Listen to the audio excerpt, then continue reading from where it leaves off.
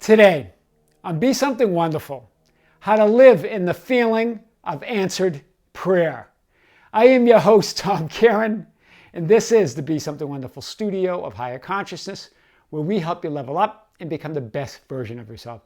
Creators, welcome back. I heard from one of you who said, Tom, I'm a new subscriber, and I just discovered you and Neville Goddard, the teachings of Neville Goddard. And I've prayed a lot for my life to get better.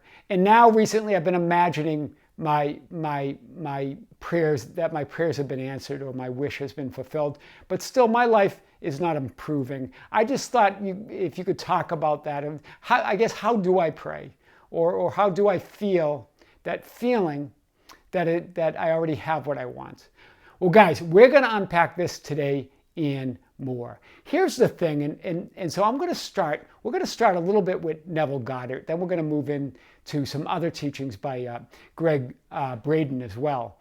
And here's really what I want to say, though, is that this feeling of wish fulfilled, remember, feelings is what feels true to you, right? You believe your feelings, right? You had a thought about something, and then you imbued that thought with emotion, either fear or love, right? There's only love, but if you're imbuing that thought with something that's not love, then it's fear. And then you create a feeling about it. And then we start believing that. And that feeling, that thought plus emotion becomes a belief, right? We've thought so much about it, and we've felt so much emotion with it that we believe it's true. And this is your freedom. This is how you shift now to feeling to thinking and feeling the emotion of what you want to be true. So guys, let's unpack this today like we never have before. So Neville Goddard says, live in the answer. And I love that. It's about living in the end, right? But live in the answer. So when you're trying to solve a problem, hear this, you're resisting the answer. That's big. Right? When you're trying to solve your life or heal yourself or your focus is on any problem, you're resisting the solution. Your focus is on that 0.0001% of physical manifested reality, right? And not only that, you're judging that reality as something unwanted, as something not good, right? Sometimes you're judging things as good. Sometimes it's bad, but either way, you're judging that reality. You're judging the problem. That keeps you cut off from that 99.99999% of unseen reality where the answer is. Although you're never cut off. You just don't see it. You can't see it, perceive it, or receive the answer while you're in the problem. Right? Well, you've got to live in the answer, right? You believe in the reality of that problem. Therefore, you can't see or perceive the answer. Right? It's your belief that that's true, right? You've thought about something so much and attached emotion to those thoughts that they've become a belief, a feeling of what's true. That's big. Let's unpack this a little bit more. And this is what Neville says. Prayer is the art of assuming the feeling of being and having that which you want. He says feeling is the prayer. Feeling as if your prayers have already been answered. Feeling is believing, and believing is feeling. It's the feeling of wish fulfilled that becomes a conviction. It becomes your truth. But how do we get there? Well, let's unpack this a little bit more. So, remember, belief is just a thought that you have thought a lot about. So much so, hear this, so much so that you believe it to be true. More importantly than that, you feel it to be true. Wow. That's the feeling we're talking about. Right? Doesn't matter if you judge it good or bad. You're feeling something to be true. You're believing it to be true. But more important than believing it to be true, you're feeling it to be true. What you feel, you believe is true. That's where beliefs come from. You feel it, right? This is what Gregg Braden says. An experience that happens in both our minds and bodies. That's what a belief is. It's an experience. It's a thought that you've thought about so long that it's become a feeling or an emotional experience in your body, right? It's certainty that comes from accepting what you think is true in our minds, coupled with what we feel is true in our hearts. right? And we're going to talk about this, how thought plus emotions, either love or fear, creates the feelings that we're feeling. And we're going to get to this in a second. I just want to go back to this because this is a good start for us. An experience that happens in both our minds and bodies. Certainty, it's a conviction that comes from accepting what we think is true in our minds, coupled with what we feel is true in our hearts. How do we create, where does that feeling come from then? We know that we thought it. And then we started feeling it, but how is that? Well, it comes from emotions. And love is the only emotion, but when you're feeling anything other than love, then you're feeling something about that you're feeling a fearful emotion. When you align that fearful emotion with that thought, that creates the feeling. That feeling then becomes something you believe to be true. That's big. Let's unpack this a little bit more. Thoughts, feelings, and emotions form the inner experience that creates your reality. They create your inner reality. How? We're going to show you in a second. The belief that what you desire or want is done. That's the feeling of wish fulfilled. It's a belief that what you want or desire, it's done. It's a belief. It's a conviction. But it is a feeling. It's a thought that's been imbued with either fear or love. In this case, if it's wish fulfilled, it's been imbued with loving thoughts or with loving emotions. It becomes a feeling of done, fulfilled. Thought plus emotion equals feelings and beliefs.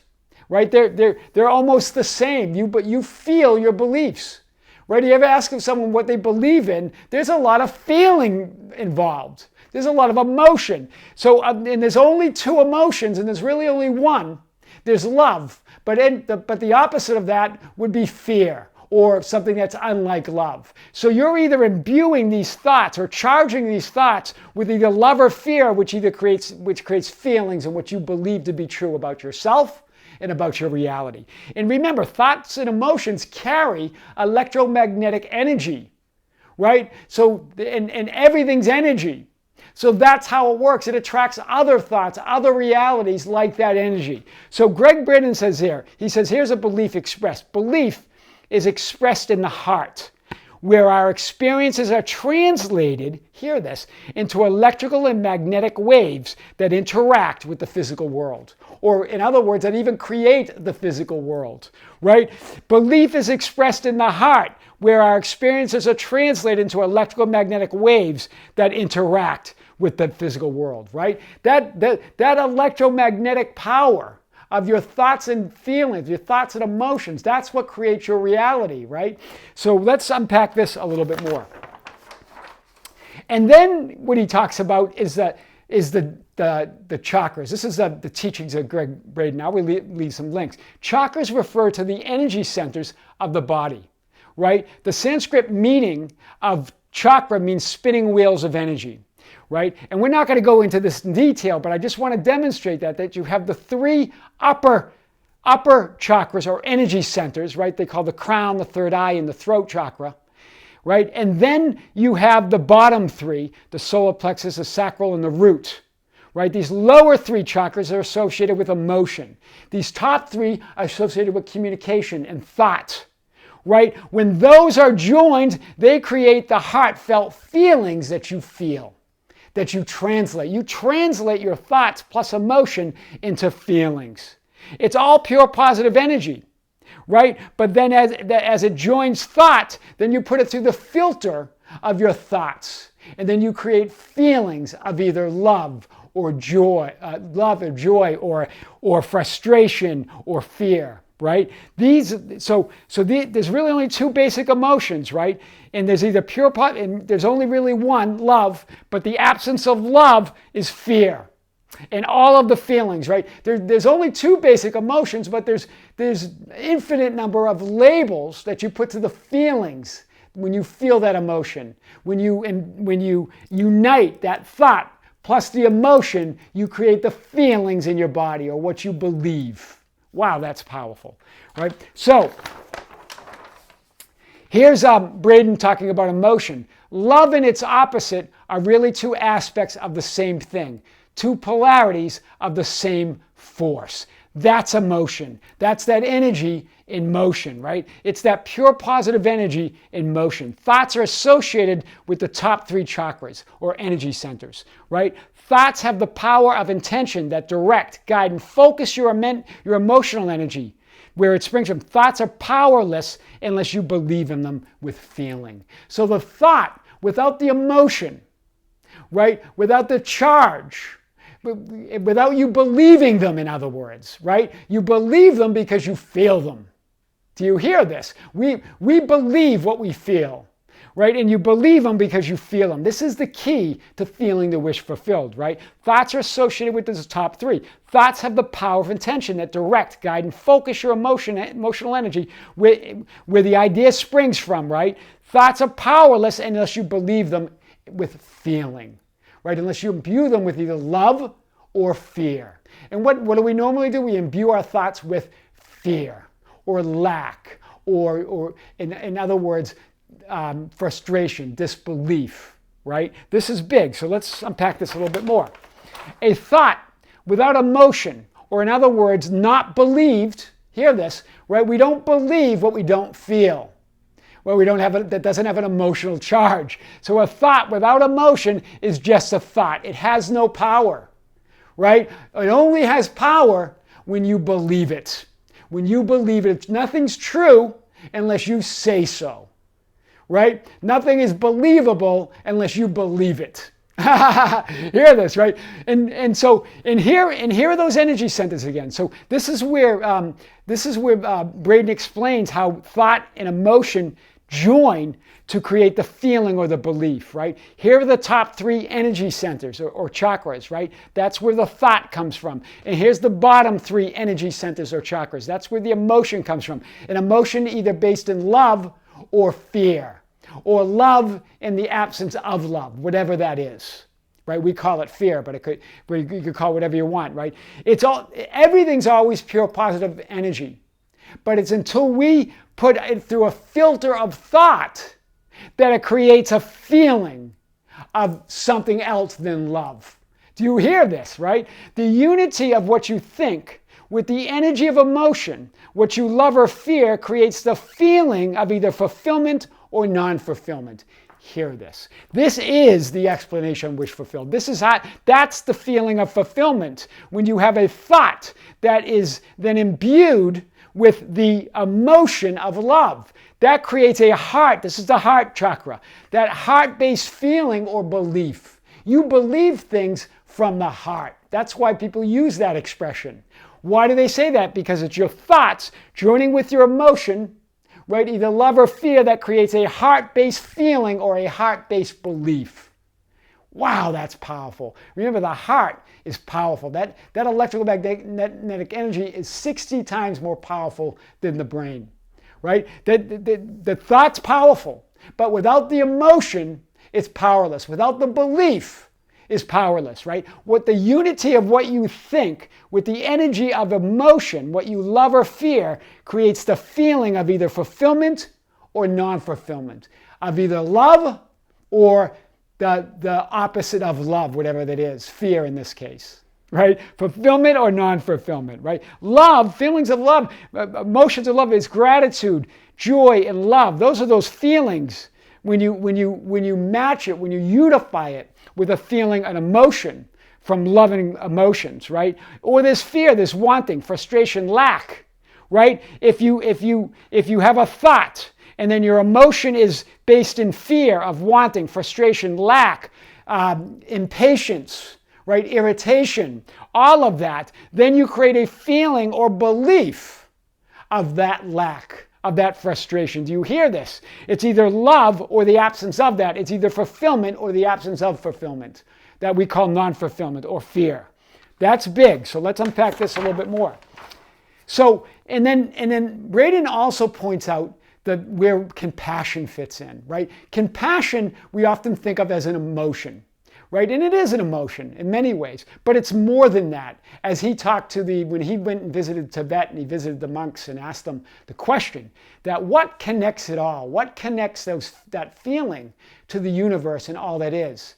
To that God energy, to everything there is, was, or ever be. What's the connector? And the monk said it's compassion. Compassion is rooted in the emotion of love, right? Think of compassion. It's the ability to feel without the judgment, the condemnation, or the bias. Hear this.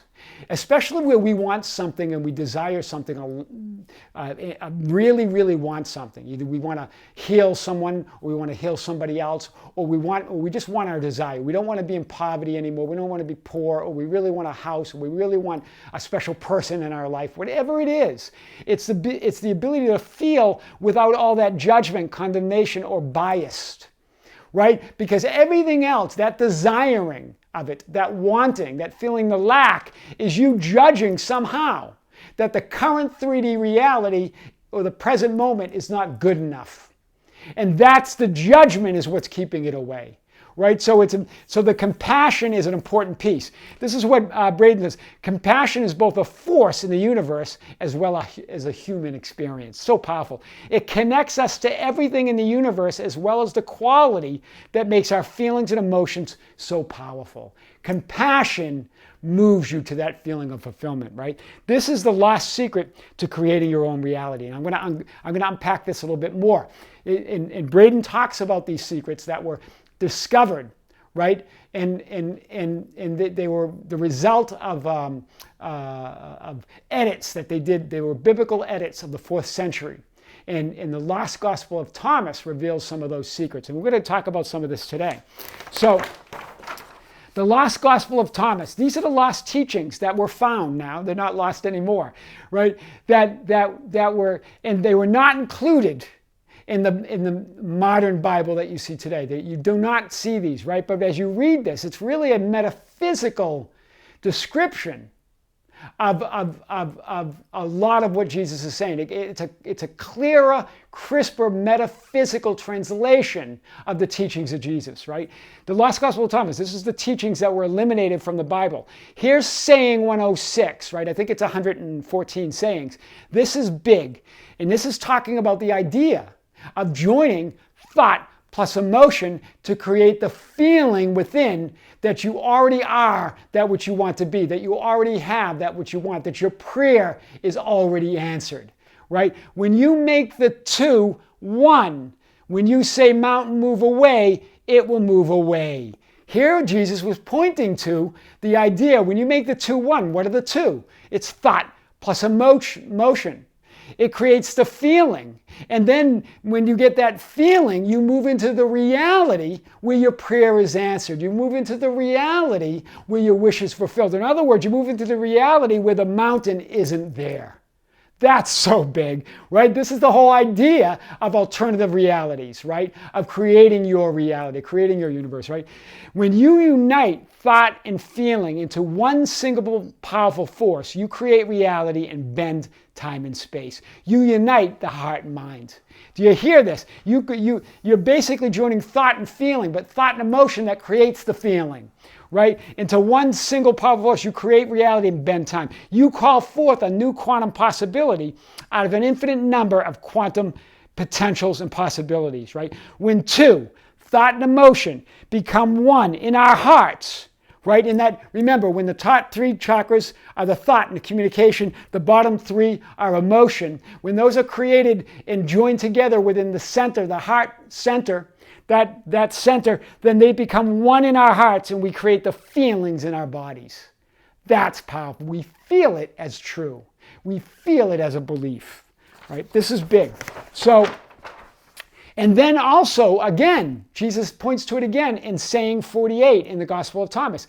If the two make peace with each other in this one house, your inner world, that's the house. You are the house, right? Your consciousness, within your imagination, right? It's your imagination. When you imagine your wish fulfilled, when those two, what are the two? Thought plus emotion. When those join, when those are made as one, they say to the mountain, move away, and it will move away again.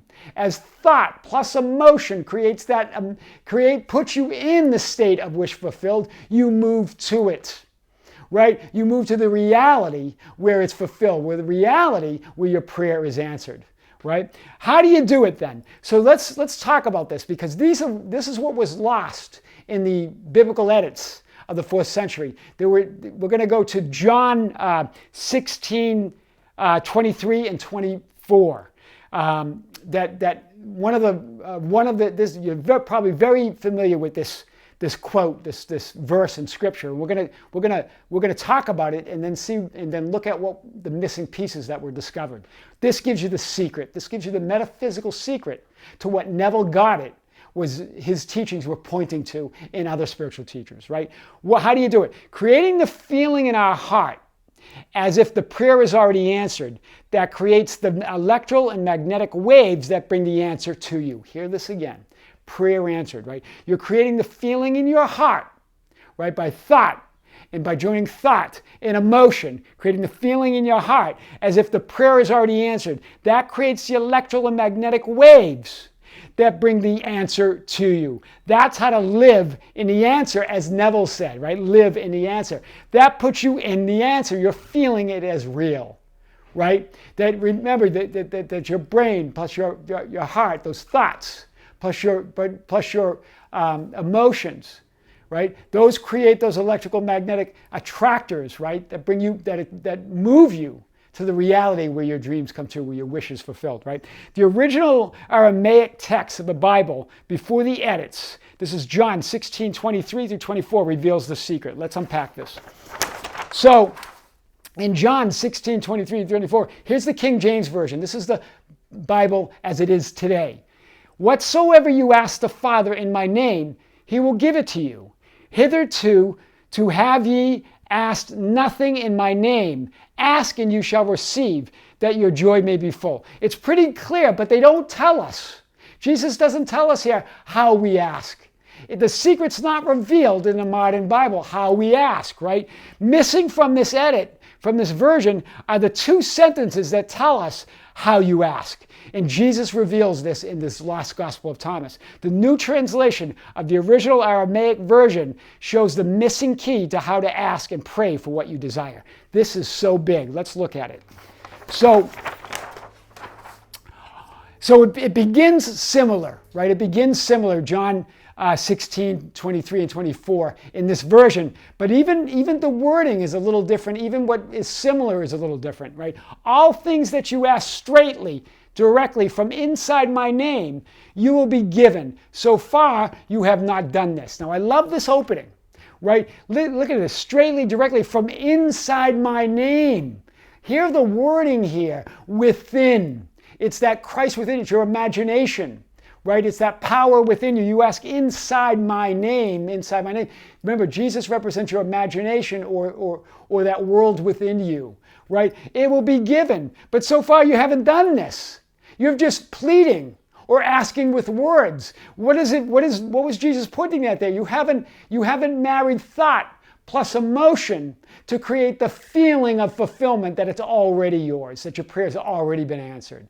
That's how you ask, right? And here's more. This is the missing text, right? This is the stuff that was edited out.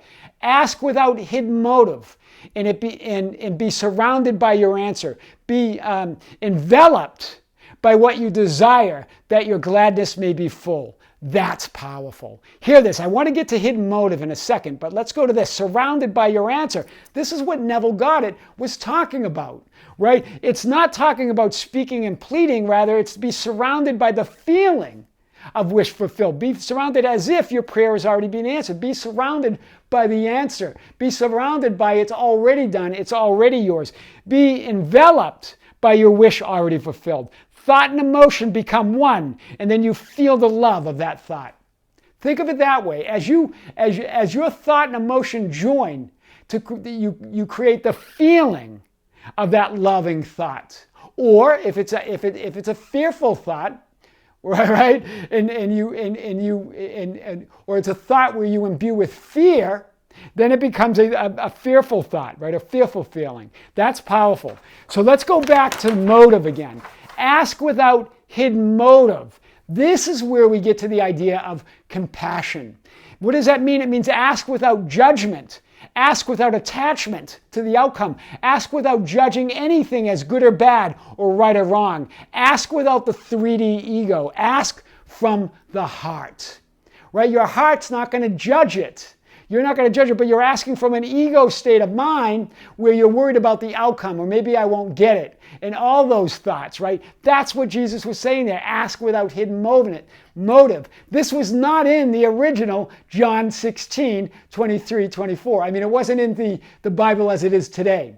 It was in the original text, but those have been edited out. But that's powerful. Ask without judgment, without attachment, without judging anything as good or bad, right? And then Braden gives us the example that I've talked about in other videos. He witnessed, well, he saw a video. I'm not sure he was there in the room. I'd have to check that. But he talks about a miraculous healing in a non-medical hospital in Beijing. And there were 3 non-medical doctors standing over a woman who had a cancerous tumor. And so what did they do? How did they heal this tumor? Well, it wasn't by judging the tumor. It wasn't by saying, oh man, that tumor's bad and it shouldn't be there. They accepted the tumor. They didn't judge it. They accepted it as one quantum possibility out of a quantum field of infinite possibilities.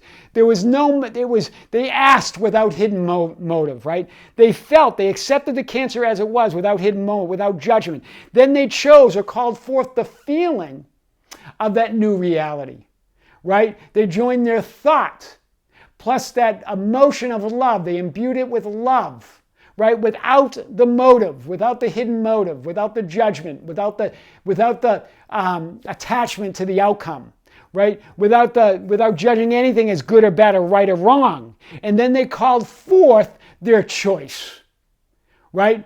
The healed tumor, the woman without the cancerous tumor. And then it shows a clip where it was like 3 or 4 minutes where the thing shrank down. That's on YouTube. I'll try to find the link for you. But guys, that is how to live in the feeling of answered prayer. That's what Neville Goddard was pointing to. I am your host, Tom Kearin, and this is the Be Something Wonderful studio of higher consciousness, where we help you level up and become the best version of yourself. Don't forget to subscribe, hit the notification button, like and share our videos. That's how we get our message out. You can follow us at Facebook at Be Something Wonderful, on Instagram and Twitter at Tom Kearin. You can visit our website at tomkearin.com or besomethingwonderful.com. With great love, infinite gratitude, and infinite light, we'll see you soon.